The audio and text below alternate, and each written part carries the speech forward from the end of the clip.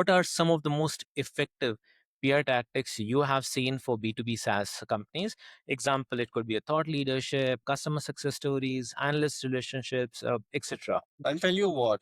See, some of the B2B SaaS companies, it is very difficult for them to market themselves. And tactics like thought leadership and analyst conversations are really the top of the list for them. Why? Because these analysts, they understand the industry. They are specialized in the domain in which they write about, right? And it is important for them to understand the capabilities of each product or each SaaS service in that domain. And why for a SaaS company it matters to engage in analyst relations, because they tend to emphasize more on the value than the features of the product. And it is very, very important, as I said before, emphasizing and talking about value is very crucial than talking about the features and tools that the product has. Okay. So that is one. Second is, I will again reiterate the importance of the partners in the whole product development journey. And it is important that the partners are recognized. So a press release talking, which is a joint press release in nature, talking about taking the partner along and talking about how the partner has added value to the product evolution and how it is a win-win for the company and the partner to have that relationship is something which goes a long way in product evolution, and it also goes a long way in instilling confidence in the minds of the stakeholders. Now, thanks for those points. They were really insightful. Now, when we're discussing about PR, this also brings up a multi-million dollar question for any founder out there. That is the ROI. Now, for any PR professional, they often struggle to showcase a direct line to revenue, but it absolutely contributes to the funnel. So, how do you measure the success of PR campaigns for a SaaS company? What metrics matter most to the founders and investors? Example, it could be a brand mention, website traffic, signups, etc., and so on. Yeah, I think that's really a $1 million question, and it is the answer is not one size fits all, Arinder. We spoke about the evolution of PR industry at the beginning of this conversation. And so 10 years back, 15 years back, securing a front page story in, say, maybe Economic Times, or securing a feature story or a cover story in Forbes or Fortune magazine would have been a jewel in the crown for that PR person and also for that company, right? But now it's very difficult, and it is also not the only measure of success. I would say the most effective SaaS PR campaign slash activity would blend the credibility of the company with the continuity of instilling the message. I would say you as a company would earn authority one proof point at a time. It is not about talking about a product once during a campaign and just lie low until the next release. It is about building that continuity with credibility. Now, having said that, I would not ignore the usual metrics that we as PR professionals follow, such as share of voice or coverage in tier one publications, or some of the metrics which are SEO driven would be some of the backlinks generated because of the PR coverage that was secured online, or the inbound leads that the PR has generated, that the story has generated. Those would be some of the quantitative metrics that I would categorize them. Some of the qualitative metrics are in there would be how impactful the message was, how that message penetration has impacted the analyst sentiment.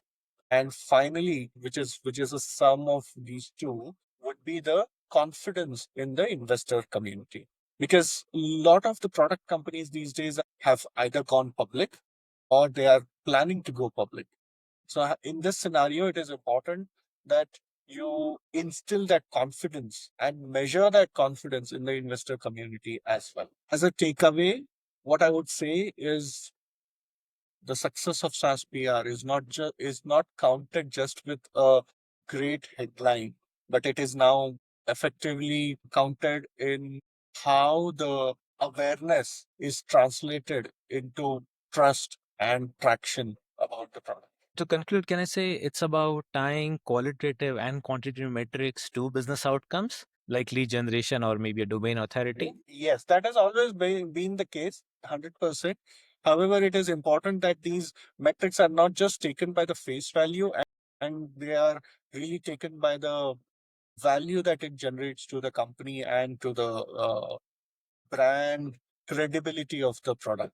I think that's a brilliant point. Okay, so we have been talking about different metrics and how it contributes to the business growth. This also brings us to the biggest risk in the digital age, that is crisis. So let's pivot to the darker side. As technology accelerates, so does the speed of crisis. This is an area where your expertise truly shines. So, with so much of information instantly available, how has crisis management evolved in the last decade, particularly for tech companies? It's an excellent question, Arinder.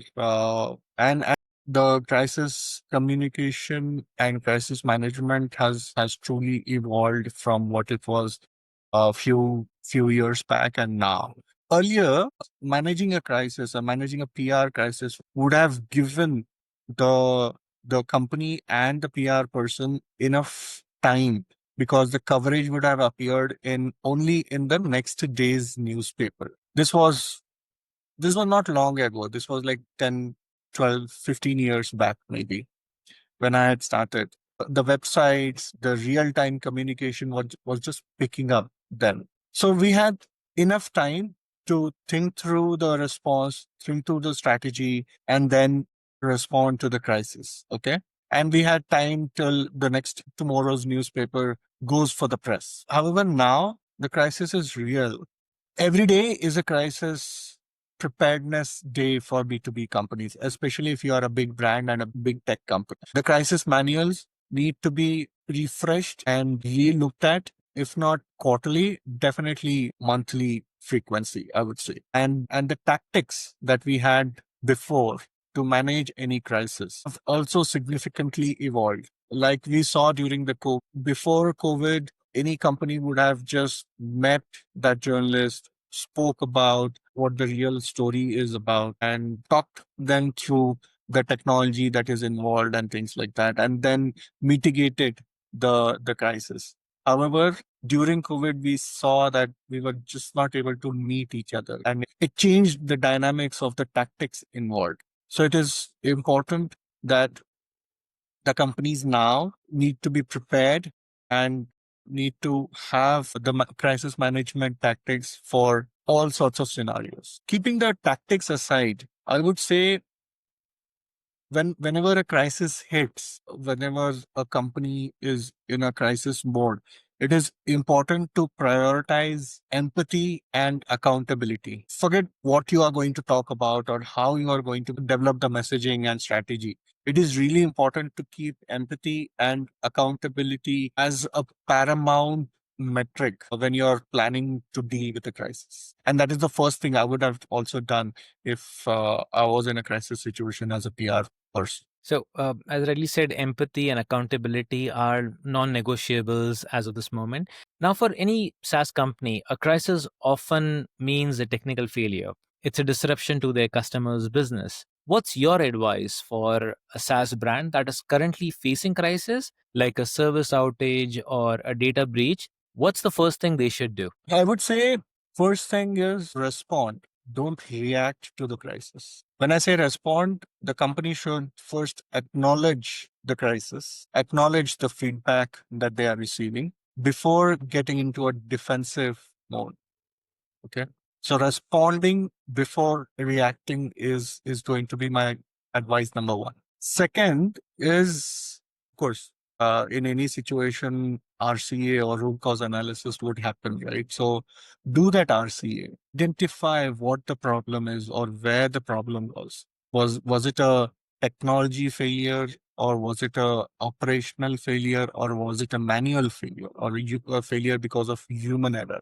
So identify the root cause. And while you are doing this, while you are identifying the root cause, communicate effectively and communicate periodically. I would say it's okay even if you just say that we are looking into the matter and we will come back to you after a certain period of time. It is important that you keep the conversation with your key stakeholders, especially during a crisis, active. It is important that you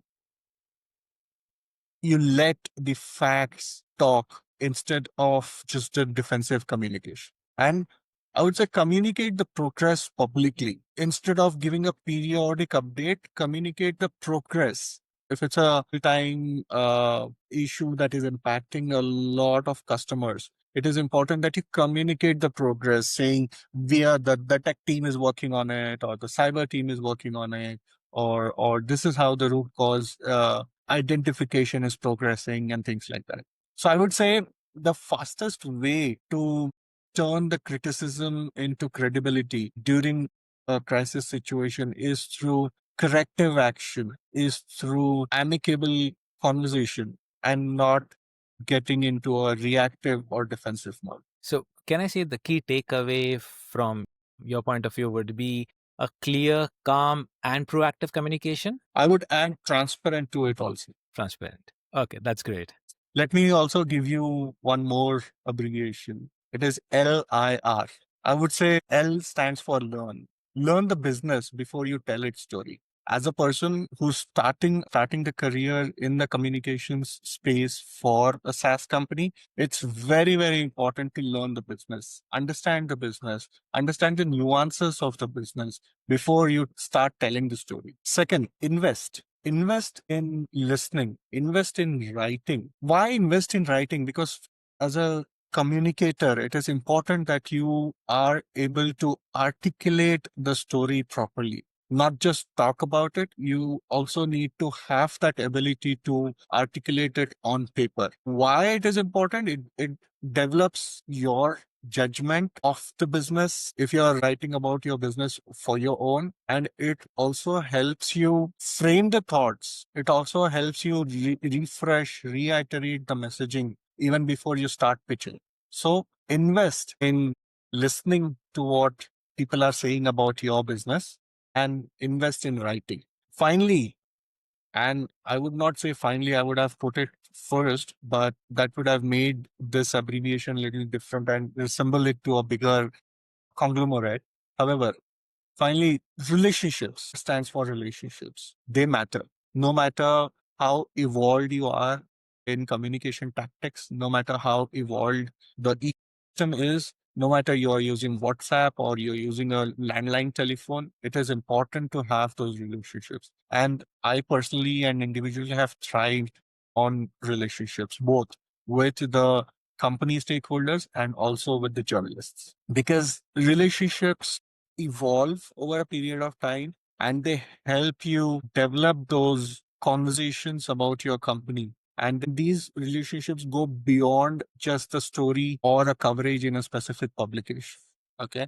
And the reputation that these relationships build, both for you as a communication professional and for the company that you're working for, it goes a long way. So I would say, as a takeaway, great PR person or a great PR function is not just built on the coverage that it generates, but it depends and it grows on the perspective that it develops and evolves. I think that's a great point. And Ashish, all your insights on everything from data driven storytelling to navigating the complexities of the SaaS PR have been truly invaluable. Thank you so much for sharing your expertise on the art of influence with us today. Thank you so much for being a part of this. You're welcome, Arinder, and I appreciate you giving me this opportunity to talk to your audience via this podcast. I hope that the insights or my learning experience that I've shared with you and your audience on this podcast are helpful. So appreciate you giving me this opportunity. Thank you so much. Definitely. I think so. All the listeners would love all the insights that you have given. Thank you, everyone. Thank you.